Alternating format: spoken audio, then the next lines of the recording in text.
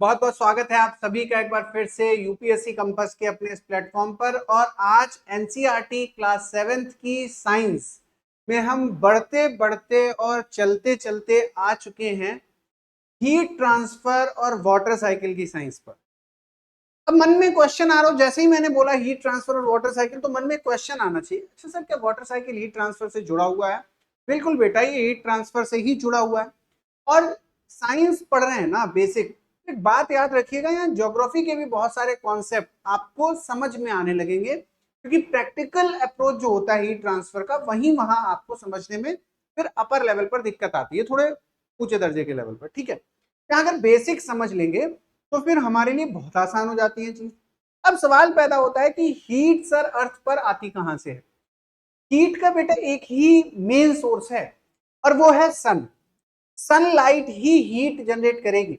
अगर हम ट्रांसफर की बात करते हैं तो वो अलग अलग तरीके से हो सकता है, क्योंकि हीट क्या है? एक एनर्जी है, आपको पता है, एनर्जी। एनर्जी का ट्रांसफर होता है।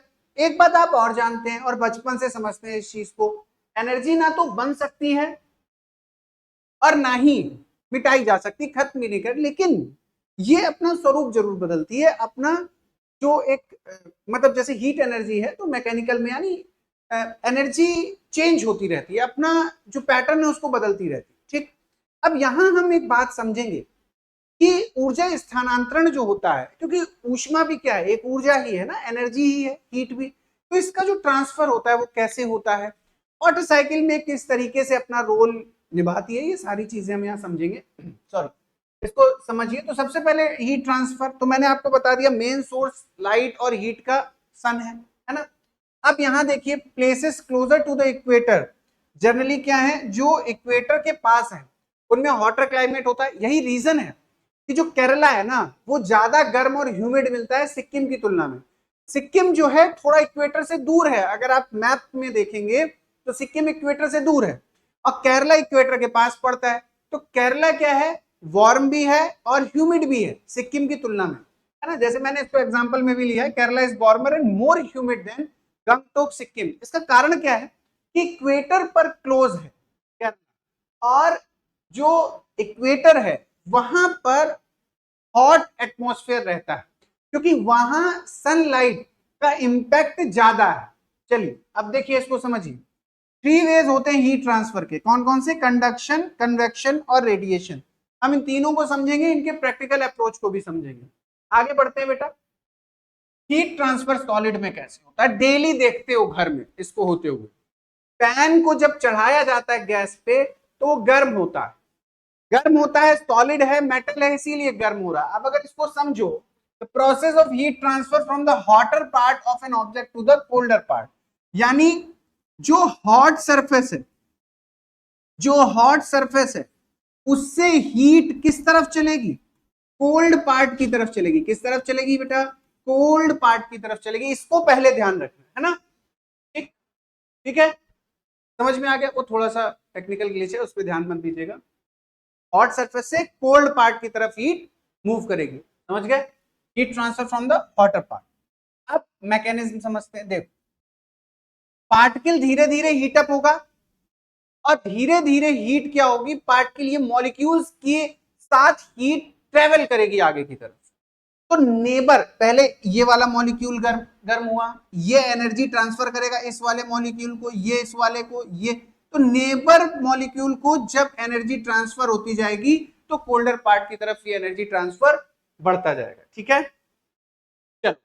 रिक्वायरमेंट क्या है? एक मीडियम चाहिए, बिना मीडियम के हीट ट्रांसफर नहीं होगा। हमें एक मीडियम चाहिए होगा, एक माध्यम चाहिए होता है एनर्जी ट्रांसफर के लिए। कैसा? रेडिएशन में बताऊंगा, वहां भी रेडिएशन में नहीं चाहिए। देख, primary in solids, heat transfer in solid take place mainly through conduction. तो सॉलिड्स में क्या होता है? कंडक्शन होता है मेनली, जिसके थ्रू हीट ट्रांसफर होता है। जो प्रोसेस हमने डिस्कस किया ये कंडक्शन का था। अब देखो, कंडक्टर्स और इंसुलेटर। भाई सॉलिड में जब हमने कहा हीट ट्रांसफर होगा, हीट ट्रांसफर होगा, तो इसके बेसिस पे दो बातें हमें पता चलती हैं कि कुछ लोग हीट ट्रांसफर करेंगे सॉलिड्स में और कुछ लोग हीट ट्रांसफर नहीं करेंगे सॉलिड्स में। जो हीट ट्रांसफर करेंगे वो हो जाएंगे कंडक्टर, जो नहीं करेंगे वो हो जाएंगे इंसुलेटर। घर में पेन देखा है, पेन में हत्था लगा होता है पकड़ने के लिए, वो देखा है, प्लास्टिक या लकड़ी का होता है, वो गर्म नहीं होता है, पेन गर्म हो जाता है। तो हत्था जो लगा है, जिसको देसी भाषा में हत्था बोलते हैं, है ना, आप भी कहते होगे, वो गर्म नहीं होता, आप आराम से चाय छान लेते हो। यही चीज कढ़ाई के साथ करो, कढ़ाई में जो एल्युमिनियम के स्टिक्स लगे होते हैं उनको पकड़ के कभी उठाना भी मत गलती से, हाथ जलने की संभावना है। क्यों? कंडक्शन से गर्म हो रहा है। वो क्या था? वो कंडक्टर था हीट का, आपने हाथ लगा दिया। इंसुलेटर को छू सकते हो, कोई दिक्कत नहीं है, ये गर्म नहीं होगा। तो ये तो डेली लाइफ के एग्जांपल हमारे सामने होते हैं, हम यहाँ भी डिस्कस करेंगे। चलिए देखिए, materials that allow heat to pass through them easily, they are conductors। जैसे एल्युमिनियम और आयरन, ये कंडक्टर्स हैं। एप्लीकेशन कुकिंग में करते हैं, मेटल्स के बने होते हैं यूटेंसिल्स, मेटल के बने होते हैं, और मेटल के बने होने की वजह से क्या होता है, वो कंडक्शन से हीट ट्रांसफर करते हैं, गर्म होते हैं। अब देखो इंसुलेटर क्या होते हैं? Materials that do not allow heat to pass through them, जो अपने अंदर से हीट को पास नहीं होने देते, जैसे वुड, ग्लास, क्ले, है ना, पार्सलिन। आप एप्लीकेशन देखिए, टी, कॉफी, आप क्ले के कप में चाय पीते, कप जो क्ले का बना होता है, देखिए वो इतनी जल्दी गर्म नहीं होता, पकड़ लेंगे ऊपर से। इसकी जगह स्टील के ग्लास में चाय भर लीजिए, नीचे से ऊपर तक एकदम स्टील का ग्लास गर्म हो जाता है, पकड़ने में दिक्कत है, पीने में दिक्कत है। इसलिए अमूमन कपों में चाय पीना ज्यादा प्रेफर किया जाता है, जलते नहीं है ना। रियल लाइफ एग्जांपल, ठीक। Air is a poor conductor of heat, air भी पुअर कंडक्टर है, ध्यान रखिएगा, हीट की। इसीलिए क्या करते हैं, वुलन क्लोथ्स पहनते हैं। वुलन क्लोथ क्या करते हैं, एयर को ट्रैप कर लेते हैं। अब एयर पुअर कंडक्टर है हीट की, तो ये आपके शरीर की एयर जो है वो हीट को ट्रैप कर लेती है, समझ गए। अब यहां पर देखो, air trap between two thin blankets, दो हल्के कंबल ओढ़ना ज्यादा अच्छा है थिक कंबल से, क्योंकि एयर क्या है, पुअर कंडक्टर। अगर एक बार ऐसे हीट ट्रैप हो गई कंबल में, ठीक, तो एयर क्या करेगी, इस हीट को पास नहीं होने देगी, आगे नहीं जाने देगी, वहीं रोक के रखेगी, क्योंकि पुअर कंडक्टर है, इनके थ्रू हीट पास नहीं कर सकती। समझ गए? कंफ्यूज मत होना। क्या सर, गर्म होने के लिए तो जरूरी है कि कंडक्टर होना? बेटा, इंसुलेटर हीट को पास होने नहीं देगा खुद में से, एयर खुद में से हीट को पास होने नहीं देगी। ये दो थिन ब्लैंकेट है, इनके बीच में एयर लेयर है, यहां हीट ट्रैप हो गई, और अब क्या करेगी, एयर इस हीट को निकलने नहीं देगी, इसलिए गर्मी बनी रहेगी। अगर ये हीट निकल जाएगी तो फिर गर्मी आपको नहीं लगेगी, फिर सर्दी लगने लगेगी। That is the reason basically, है ना। चल, अब देखो रियल वर्ल्ड एग्जांपल, हाउसिंग में देखो। अगर एक्सट्रीमली कोल्ड कोल्ड क्लाइमेट में जाओ, हिमालयाज में, तो वहां लोग क्या करते हैं, ऐसे हॉलो दीवारें बनाते हैं, और इसके बीच में वुड और मड भर देते हैं। क्या भर देते हैं? वुड और मड। एयर यहां ट्रैप हो जाती है। अब जब घर के अंदर जो एयर ट्रैप है वो बाहर तो निकल नहीं पा रही, ठीक, और एयर आपको पता है पुअर कंडक्टर है, किसकी, हीट की। अब देखो, अगर यहां पर हीट है और बीच में हमने वुड और मड भर दिया, अब हवा ना बाहर जाएगी ना अंदर आएगी, हीट ट्रैप हो गई। हीट की पुअर कंडक्टर एयर है, घर गर्म रहते हैं। तो हिमालयाज में आप जाओगे तो वहां वॉल कैसे बनी होती है, टू वुडन लेयर्स होते हैं, काउ डंग और मड भरा रहता है उसमें, जिसकी वजह से जो घर हैं वो गर्म रहते हैं। हॉलो ब्रिक्स का यूज किया जाता है आउटर वॉल्स, हॉलो ब्रिक्स का। The air trapped in hollow bricks is a poor conductor of heat, keeping house warm in winter and cool in summer. जो हॉलो ब्रिक्स होती हैं वो इंसुलेटर की तरह काम करती है और टेम्परेचर को बहुत ज्यादा कम या राइज नहीं होने देती। ये फायदा है इन ईट्स का। अब देखो, फ्लूइड्स और लिक्विड्स में भाई, process of heat transfer where the entire volume of the liquid gets heated through the actual movement of particles। Actually होता क्या है, अगर मैं इस पैन में लिक्विड भरूंगा और यहां से हीट इसको प्रोवाइड करूंगा, ये हीट आग जला दी, तो धीरे धीरे ये मॉलिक्यूल्स एनर्जी पाएंगे, इलेक्ट्रॉन्स को एनर्जी मिलेगी, और ये एक्साइटेड इलेक्ट्रॉन सरफेस की तरफ बढ़ेंगे। कभी घर में सर्दियों में इंडक्शन रॉड से पानी गर्म किया? इंडक्शन रॉड आप लगा देते हैं, थोड़ी देर 5 मिनट चलाया, बंद कर दिया, ऊपर टच किया पानी गर्म है, थोड़ा और डेप्थ में जब हाथ को लेगा तो पता चला पानी ठंडा था। क्योंकि हीट क्या करती है, मॉलिक्यूल्स को जैसे एनर्जी मिलेगी ऊपर की तरफ भागेंगे, और नीचे जो ठंडे मॉलिक्यूल हैं उनकी जगह लेने लगते हैं। तो धीरे धीरे जब ये हीट रोटेट करेगी पूरे इंटायर वॉल्यूम में, तब लिक्विड गर्म होगा। है ना, फ्लूइड, गैस और liquid is heated, is expends, ये फैलता है, हल्का होता है। फैलने के बाद क्या होगा, हल्का, मॉलिक्यूल को एनर्जी मिली, मॉलिक्यूल हल्का हो गया, सरफेस छोड़ के भाग जाए लिक्विड, है ना। यही रीजन है कि heat transfer take by actual movement of particles of liquid and gases. Require क्या, एक मीडियम चाहिए यहां हीट ट्रांसफर के लिए। ठीक, तो हीट ट्रांसफर कन्वेक्शन से होता है। लिक्विड और गैस में क्या यूज होता है, कन्वेक्शन यूज होता है। और सॉलिड्स में क्या यूज होता है, मैंने आपको बता दिया, कंडक्शन यूज होता है, है ना। चलिए अब देखिए इसके रियल लाइफ एग्जांपल।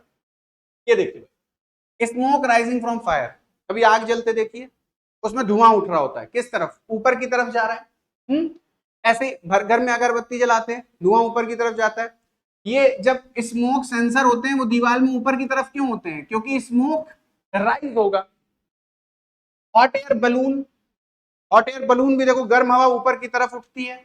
अब ये बहुत बढ़िया सा कॉन्सेप्ट बनेगा। Heating water, water at the bottom heats up, rises, and cooler water from the sides moves down to replace it। मैंने बता दिया ये बात आपको।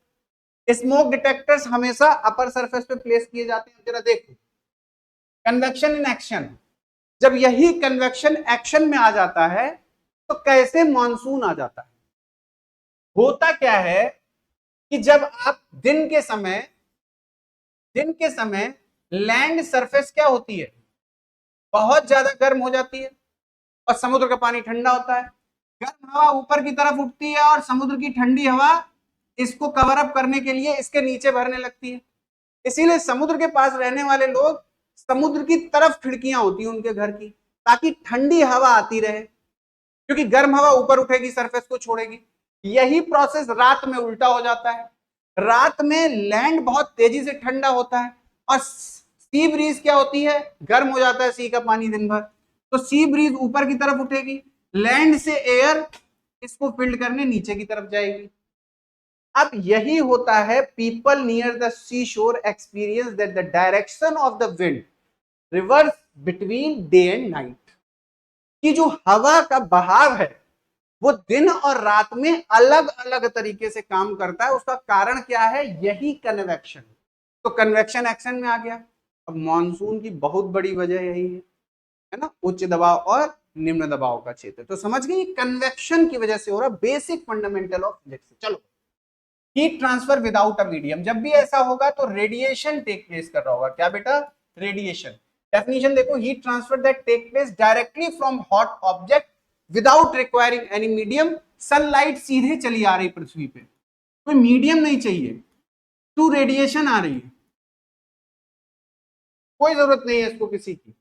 ऑल ऑब्जेक्ट रेडिएट हीट, हम भी हीट रेडिएट करते हैं, सारे ऑब्जेक्ट्स हीट रेडिएट करते ही करते हैं। ठीक, इस बात को आप ध्यान रखेंगे। आगे बढ़ें, जैसे आप किसी फायरप्लेस के आसपास बैठे, आपको गर्मी का एहसास होता है, सन से अर्थ तक हीट आ रही है।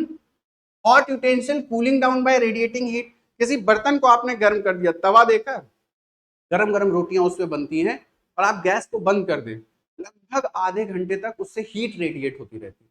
तो सारे के सारे ऑब्जेक्ट क्या करते हैं, हीट रेडिएट करते हैं, इसके मीडियम की आवश्यकता नहीं होती। जैसे हम समर में क्या करते हैं, हल्के कलर के कपड़े पहनते हैं ताकि सनलाइट एब्जॉर्ब ना हो, और जैसे ही विंटर आती है तो हम क्या करते हैं, थोड़े डार्क कलर के कपड़े पहनते हैं कि हीट अच्छे से एब्जॉर्ब हो, है ना। समझ गए। चलो, heat transfer in daily life, heating water in a pan, conduction, convection, radiation, ये तीनों पाया जाता है। Heat transfer from the flame to the pan, पहला। अब यूटेंसिल गर्म हुआ तो लिक्विड गर्म होगा, कन्वेक्शन हुआ। ये जो गर्मी आपको महसूस हो रही बर्तन के चारों तरफ, ये रेडिएशन से महसूस हो रही है। तो हम तीनों देखते हैं अपने चारों तरफ। बुखारी, ये ट्रेडिशनल रूम हीटर है जो हिमालय में यूज होता है, उसका नाम क्या है, बुखारी। अब यूपीएससी वाले सचेत हो जाए, दो ऐसी चीजें आने वाली है, जो मुझे नहीं पता, पूछी भी जा सकती है। बुखारी पहली चीज है। An iron stove where wood charcoal is burn, ये एक आयरन स्टोव होता है हिमालयन रीजन में, जिसमें क्या करते हैं, आयरन या चारकोल जलाते हैं। क्यों जलाते हैं? थ्रू रेडिएशन, ये घर को गर्म रखता है और इसमें भी कंडक्शन, कन्वेक्शन और रेडिएशन तीनों होते हैं। तो ये है बुखारी। अब हम देखो जरा इनोवेशन देखते हैं, वाटर कंजर्वेशन यानी आइस स्तूपाज। क्या है? Ice stupas. बेटा ध्यान रखना, लद्दाख के रीजन में ये आइस स्तूपाज बनाए जाते हैं। क्यों बनाए जाते हैं? वाटर कंजर्वेशन के लिए बनाए जाते हैं, ताकि वाटर स्कार्सिटी को कंट्रोल किया जा सके। कॉन्सेप्ट क्या है? लोग बनाते हैं। कैसे बनाते हैं? जब सर्दियां आती हैं तो अंडरग्राउंड पाइपलाइन के थ्रू लोग क्या करते हैं, वाटर को लाते हैं, तेजी से स्प्रे करते हैं, स्प्रे करके कोनिकल शेप का आइस ऐसे स्तूपा बना लेते हैं। अब ये आइस स्तूप स्प्रिंग के समय मेल्ट होगा हीट ट्रांसफर की वजह से, और फार्मिंग और डेली यूज के लिए वाटर मिल जाएगा। क्या किया? सर्दी के समय पाइपलाइन से वाटर लाए, दिक्कत होती है लद्दाख के रीजन में, एक आइस स्तूप तैयार कर लिया, बाद में पानी मिलता नहीं है, पानी वेस्ट हो जाता है ना बर्फ के फॉर्म में, तो उन्होंने घरों के चारों तरफ क्या किया, आइस स्तूपास बना लिए। अब उन्हें पता वहां हमने आइस स्तूपा बनाया था और आइस स्तूप बना हुआ है तो ये पिघलेगा स्प्रिंग में, तो इससे लगातार वाटर सप्लाई मिलती रहती है। दैट इज एन इंपॉर्टेंट, समझ गए? तो ऐसा है हीट ट्रांसफर के प्रैक्टिकल अप्रोचेस, कॉन्सेप्ट क्लैरिटी समझ में आ गई। वाटर साइकिल में भी, मॉनसून में भी। तो भले ही क्लास 7th का ये चैप्टर हो, लेकिन इसका डेली लाइफ में यूज देख रहे हैं बहुत ज्यादा। नए हैं चैनल पे, चैनल को सब्सक्राइब कर लीजिएगा, लगातार सीरीज चलती रहेगी। और मेरी उम्मीद है कि कोई अगर दिक्कत आएगी तो आप कमेंट करके जरूर बताएंगे, और अगर सेशन अच्छा लगा हो तो एक बार हम सब जरूर दे दीजिएगा। ठीक है, जल्दी नेक्स्ट वीडियो में।